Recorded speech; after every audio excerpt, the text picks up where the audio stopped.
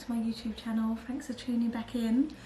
On today's video I thought I would talk a little bit about what it's like to move with a dog, moving abroad from one country to another. We did the UK to Portugal and we have a mini schnauzer. Her name is Bo and she is 2 years old, so she was 2 when we travelled.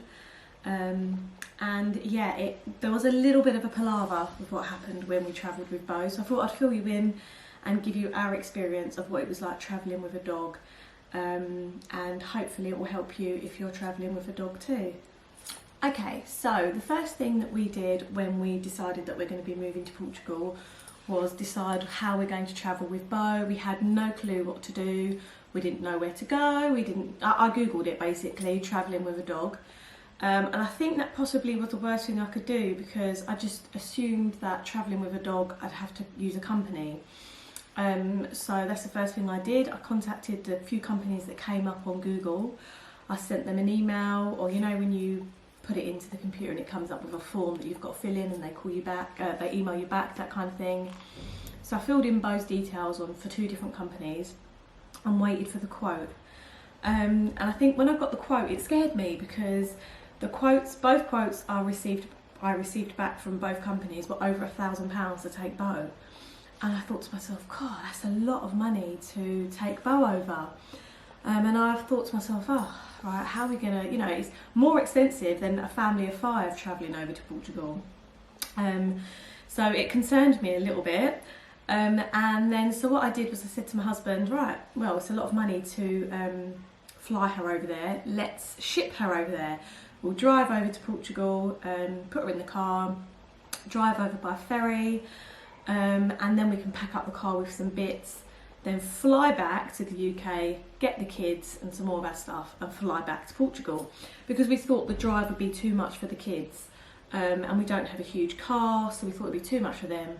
Let's make the dog our priority, bring her over by ship, leave her here with some dog sitters, and then come back again a few days later. Anyway, so that was the plan. We went and bought Bo a really nice dog bed to put in the boot of the car. We booked her in at the vets and we got her pet certificate, her health certificate. So I think they used to be called pet passports before, but they're not called that anymore. They're called pet health certificates. So we booked her in to get one of those, and you have to get one of those 10 days before travelling. So once you've got that, you have to travel within 10 days, otherwise it becomes invalid. You also, prior to travelling, should have a visit to your vets anyway to make sure that your dog is up to date with any vaccinations or anything else that it might need. So it's a good idea to do that first and then book in for the health pet certificate or pet health certificate. I can't remember which way around it goes. But anyway, so I booked her in for that because I think I booked her in 5 days before we were due to get the ferry. Booked her in, all came back fine, picked up the certificate, sorted out babysitters for the kids, and on the evening of driving the children to the babysitter, so we were due to get the ferry on a Wednesday early morning. And with the ferry, just to let you know, you can get a cabin where your dog comes in with you, or you can there are cabins where the dog can't come in, but the dog goes into a special area where you can visit it. I think there's certain times throughout the crossing that you can go and visit your dog. You can take it for walks, that kind of thing. So we, unfortunately, because we booked quite short notice, we couldn't get a cabin where our dog could come and be with us. We had to take one where she was, where we could frequently visit and take her for walks. So we took that option because we really needed to get Bo out to Portugal and we didn't know what else to do. So if you do choose the ferry, try to book well in advance, because there aren't many dog cabins. They're few and far between. So I think the earlier you get in, the more chance you have of having your dog with you, or even getting a slot on the ferry. But anyway, so it was November, and we when I got our pet health certificate, was due to go and get the ferry. The night before, we packed our car up, we'd sorted Bo out, we'd sorted everything out.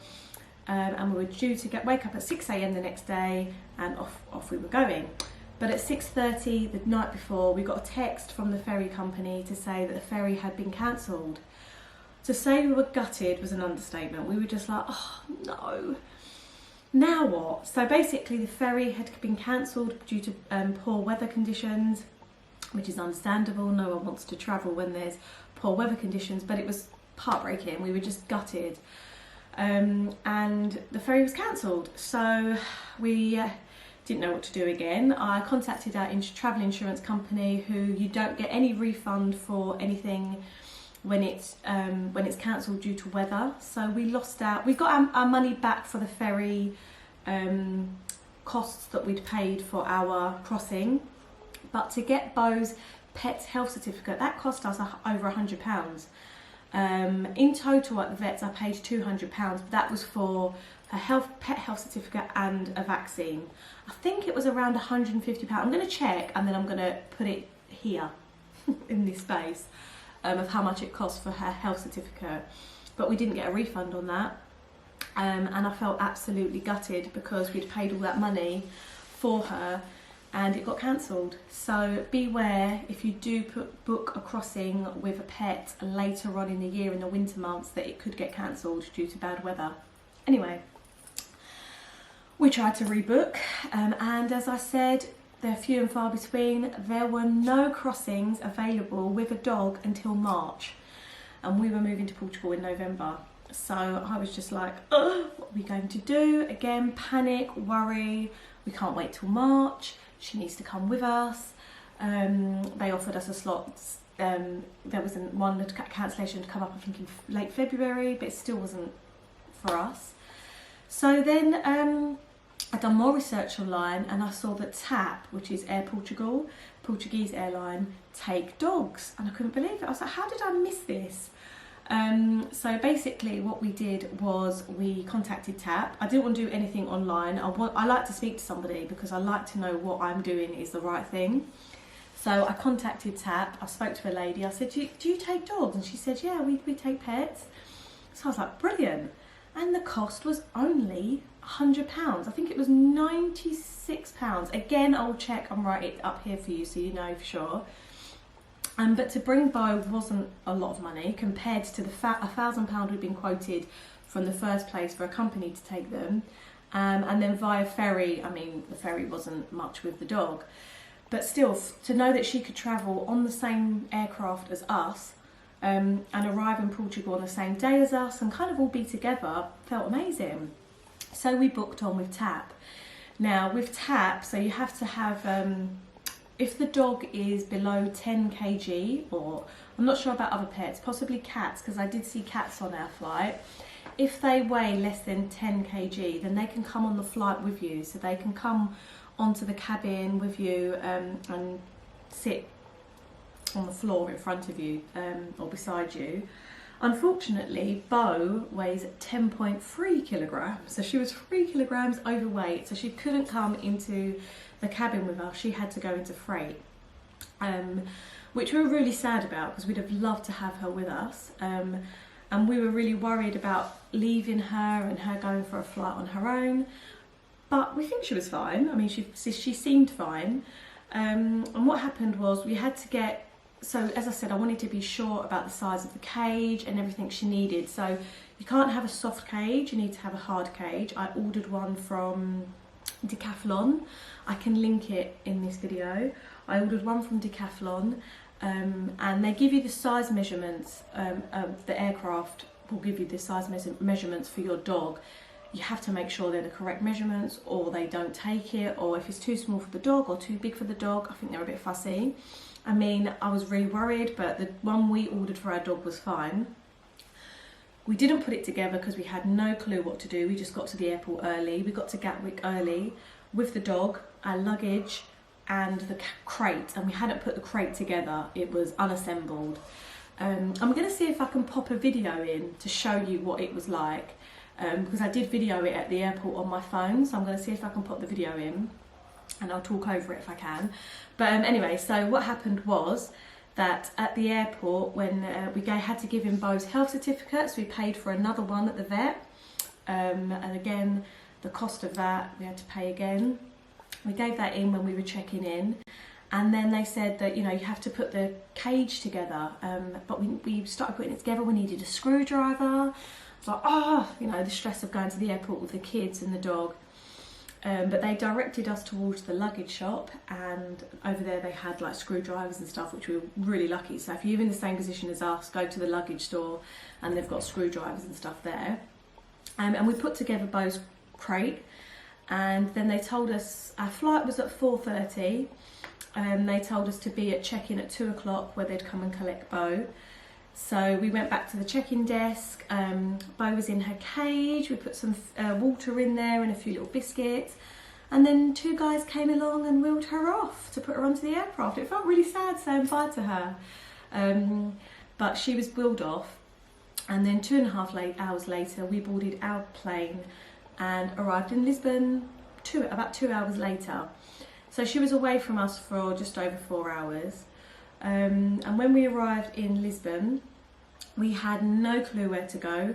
We picked up our luggage and then found the veterinary reception, and we headed straight towards there. We waited outside, I'd say, for about half an hour because somebody else was in there, and with COVID rules, you can't all go in. So we waited outside, waited our turn, and when we got there, Bo wasn't there. And we were like, where is she? We was really panicked. My husband was really panicking as well because we had a taxi that was waiting outside to pick us up, and we'd already been an hour. So he was like, you go out and tell the taxi that we're still inside looking for the dog. And it felt like it took forever, but he managed to find Bo in Lost and Found. She was in her crate, bless her, in the Lost and Found section. So yeah, if your dog is not at the veterinary reception, try Lost and Found. She was there. We had to take her to the veterinary reception where they check the paperwork, check the dog over, check everything's okay, and then they let you leave the arrivals section of the airport. We landed at, I think it was 6:10. We didn't get out of the airport until 8:30. It took forever to wait for the stuff for Bo and to get out of the airport. Luckily the cab man was really, really lovely, but it did take a while. But it was fine. She came out, and also bear in mind when you are getting your cab from Lisbon airport to wherever it is you're going, to remember the size of your cage, and that you've got a cage, and that to let them know you've got a dog as well, which our cab was fine with. But yeah, so that was our travel process with a dog. I'm trying to think. Yeah, the thing I'd say which was the most iffiest was booking the pet health certificate and losing the money from the ferry when we booked the health certificate then, because I was a bit gutted about losing that money, but there's nothing you can do. So just be aware that if you do get a ferry, there is a risk that it could get cancelled if it's in the winter months. But I'd advise using TAP if you're travelling to Portugal with your dog. They were really, really great. The dog, I felt like the dog was fine. I didn't have any issues with TAP at all, and I feel like although she was in Lost and Found, we found her, she was with us, she was happy, you know, she didn't seem distressed or anything like that. And they were really lovely when they took her at check-in. So yeah, that was our experience with the dog. So I hope that's helped if you're thinking of travelling to Portugal with your dog. If you have any questions, don't forget to just, you can always email me or message me, and I'll always respond. But if you've got any questions about travelling with a dog, just ask. Don't forget to like and subscribe, and if there's anything you want to see any videos on, just let me know. Thank you for watching. Bye.